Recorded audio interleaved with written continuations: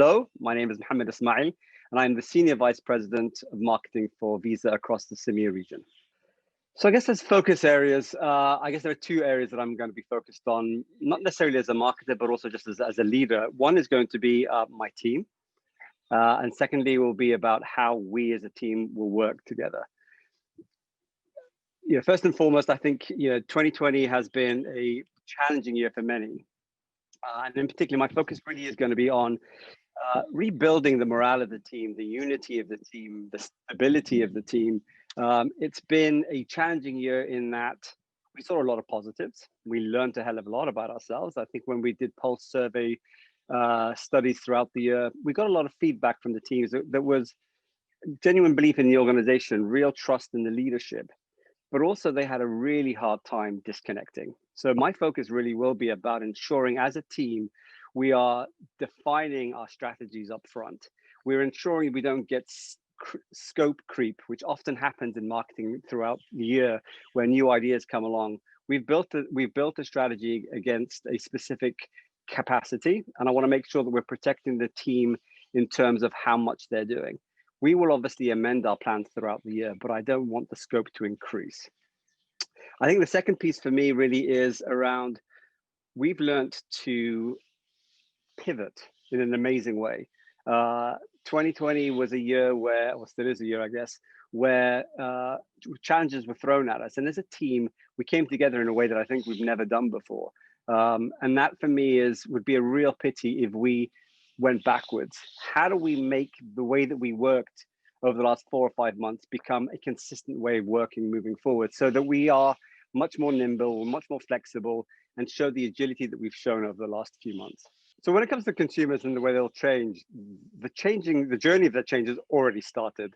There has been a massive shift from cash to e-commerce in particular.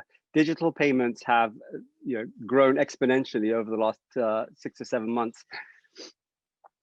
Part of that has been out of forced necessity. But what we've seen is when people have tried digital payments, they've stayed. 70% of consumers that we spoke to in the research that we did were first-time users of e-commerce, which is a phenomenal statistic when most of us live on day-to-day payments on our cards. For them, this was their first time. We found out that 54% of merchants across many markets, I think Saudi was 54%, merchants for the first time started accepting digital payments and started accepting e-commerce payments. And that shift will continue. As digital commerce grows, consumers in that space are going to become much more demanding. And it's going to be up to brands to ensure that that demand is being tailored to. Consumers want brands that understand them, relate to them, deliver on them, and tailor themselves to their needs. And digital commerce exactly allows you as a brand to do that. So when I think about my role, I think I will probably spend 2021 much more focused on brand than I ever have done in the past. Whilst the brand is our cornerstone, it's the North Star of any organization. There's never been a time more so than now when consumers are looking to brands in a much more different way. We, as multinational brands or strong domestic brands, have a much bigger role to play in the daily lives of our consumers. They are looking for brands with much more of a purpose. It's not going to be a year of you pushing your products and your solutions. They want to see how you are able to help better their lives. And that will be a big focus for me. I think consumers are looking for ways of how brands can support them, how brands can reassure them at times when everything else around them is collapsing. And that is going to be a big focus for us. We've started a journey in 2020 and we will continue in 2021, particularly around 2 areas: the merchants and the role that they play in our communities, and a particular focus on female entrepreneurship.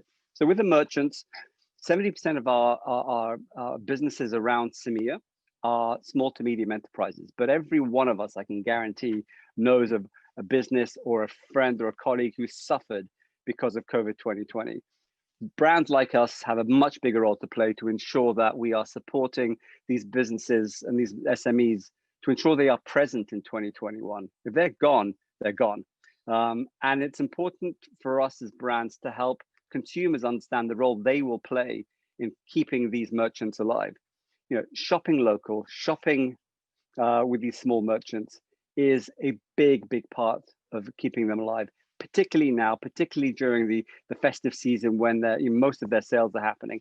So we are investing a huge amount of investment, obviously dollars, to ensure that consumers understand their role, but also merchants understand how we can help them accept engagement with consumers in a very different way. Secondly, the area of focus will be around female entrepreneurship. You heard me say earlier that 70 to 80% of our businesses in the region are small to medium enterprises. The majority of those, up to 70%, are owned by women, owned and run by women. We feel that we have a much bigger role to play in helping women get access to financial support, access to education, access to new technical capabilities that we can provide them. So that will be a really big part of our focus. Already started in 2020, but will continue to be a focus for us in 2021.